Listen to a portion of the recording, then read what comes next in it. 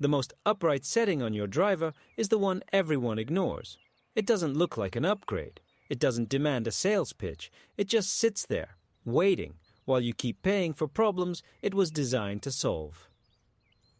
This is the quiet secret of the golf industry. The fix you need was molded into the club at the factory. And the machine that sold you that driver, then sold you the lesson, then sold you the new shaft, never once mentioned that the cheapest adjustment on the club is the one that changes everything.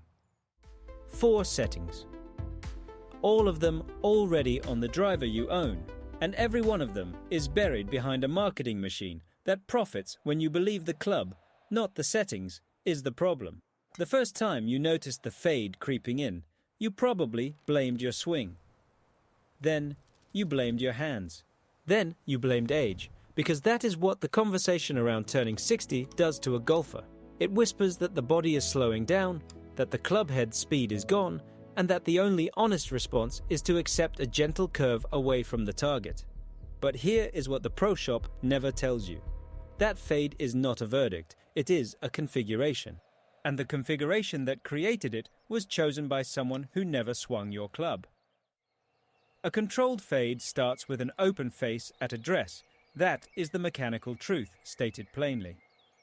When the face points slightly right of your target line, the ball leaves with that same alignment and the spin tilts along the same axis. The curve follows. The distance rolls off. And your wallet follows right behind, because the natural next step is a purchase. The fix is already sitting on the hosel, and turning it is free. The first of the 4 settings is the face angle, and it needs to be closed at least 2 degrees from where it sits now. Not the small nudge the basic fix video recommends. This is the aggressive version, the one that actually flips the curve instead of just straightening it. That 2-degree move on the hosel is the kind of correction the industry charges hundreds for, and it was sitting on your club the whole time. If you want the other 3 settings before your next range session, subscribe now. We're going through each one the marketing machine never wants you to find. In the comments, type dead money. What you just heard is the surface. The Dead Money Golf ebook goes 7 levels deeper. Every mechanism, every markup, every number fully sourced. 120 pages of what we can't post here. Plus the vault, 5 private video investigations that exist nowhere else. Link in the description and pinned comment. If you want the full sequence laid out in one place. When you set the face more closed than your swing path, the face-to-path relationship inverts. The club head arrives at the ball with the face pointing left of where the path is traveling.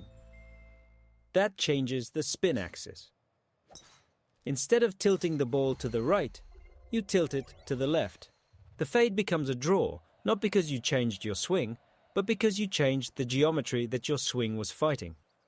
And here is the uncomfortable part. Most golfers over 60 avoid this setting because it feels wrong at address. The face looks shut. It looks like a hook waiting to happen. So they leave it neutral and they keep buying forgiveness, and they never understand that the closed face was the whole point. Notice the face at address the next time you set up to the ball. If it looks square, you are still in the fade configuration that cost you the distance. The second setting is the weight. And this one requires you to actually pick up the wrench that came in the box, the one that has been sitting in the bottom of your golf bag for years. If your driver has a movable weight with heel and toe adjustability, the heaviest weight belongs in the heel. That is not a preference. It is a mechanical bias. Moving the heavy mass toward the heel shifts the center of gravity closer to the shaft. That makes the club head easier to rotate through impact, which helps the face close through the hitting zone instead of staying open.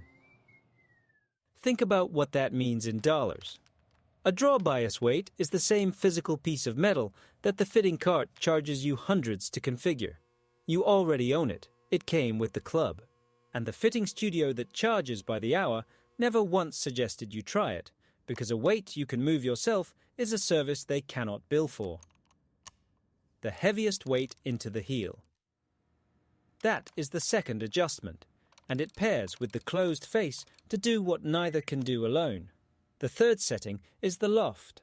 This one feels counterintuitive because everything you have heard about drivers says that lower loft means more distance. But for the draw you are chasing, higher loft is the quiet ally. More loft reduces the side spin ratio on the ball. It keeps the spin axis more stable, which means the curve you create with the closed face and the heel weight actually holds its line instead of flaring into something unpredictable. This is where the proof stacking starts to feel like a system.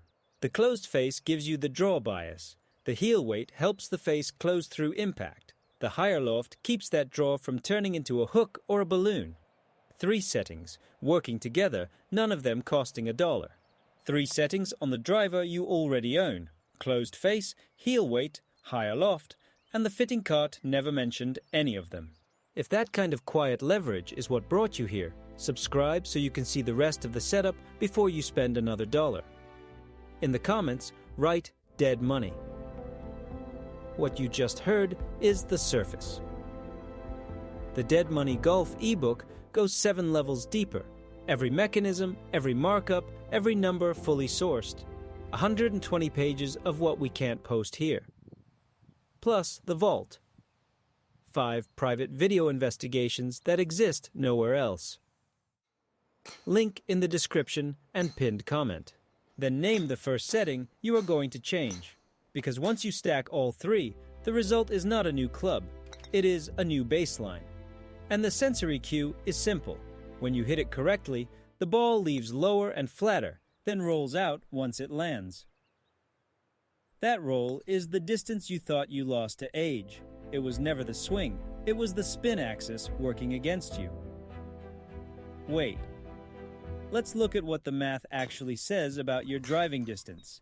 It is not the club head speed that disappeared. It is the landing angle. The 4th setting is not on the club at all. It is in your stance. And it is the one the equipment industry cannot sell you, which is exactly why they never mention it. Move the ball slightly forward in your stance. Just a ball width, maybe 2. That shifts the low point of your swing further ahead of the ball, which changes your angle of attack. It encourages the club head to travel from the inside, tracing an inside-out path that pairs with the closed face to produce a true draw instead of a pulled straight shot. This is the setting that turns the other 3 from a correction into an actual shot shape. Without it, you might just hit the ball straight with a closed face. With it, you get the movement, the right-to-left flight that adds roll because the ball lands flatter and the spin is lower. 4 settings: face angle, heel weight, higher loft, ball position, and none of them required you to spend another $1. The machine engineered this. Not your body. The industry that profits when you believe the problem is physical, when the cure was always mechanical. Every adjustment you just made was already available. Every one of them was free. And every one of them was hidden behind the marketing that told you the answer was a new purchase. Remember the closed face from the first setting? Here is where it bites. If you had gone to the fitting studio and asked for a draw, they would have shown you a new head, a new shaft, a new combination of components, and a price tag that started in the hundreds.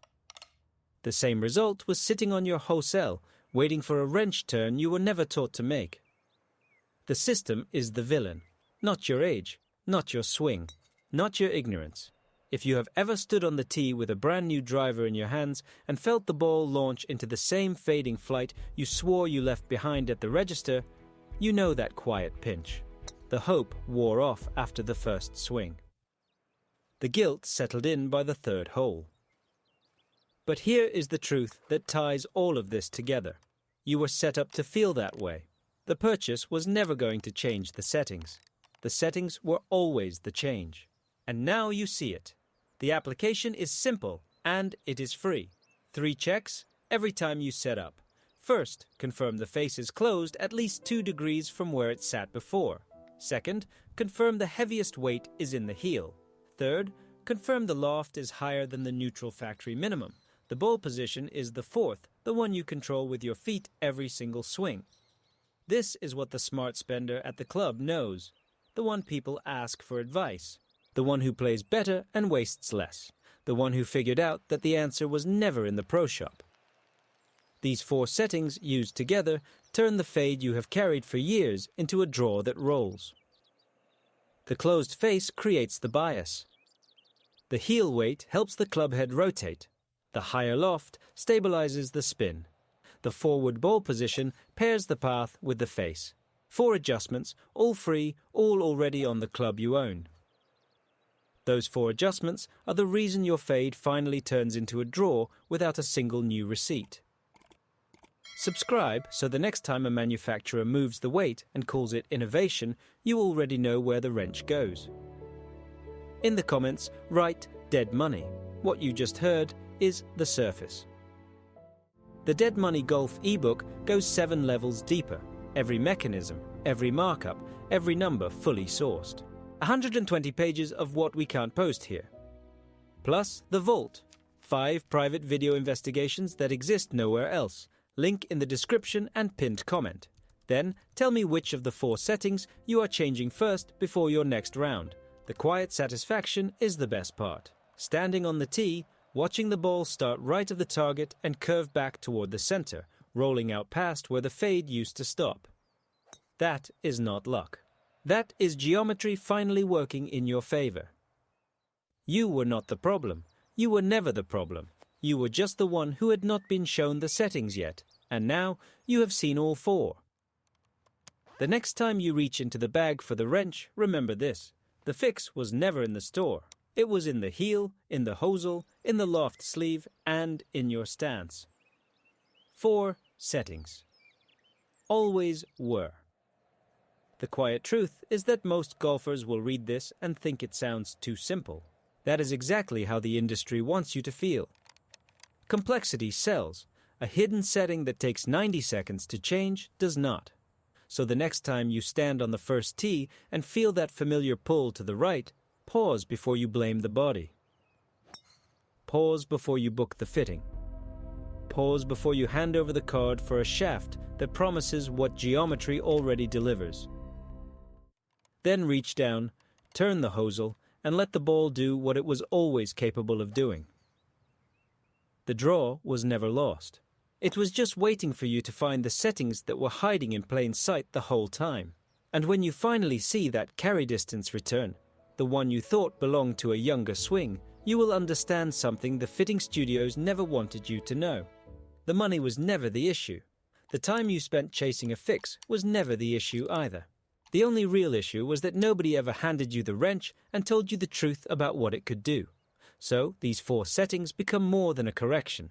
They become a quiet rebellion against a system built on the belief that your swing is broken and only a purchase can repair it.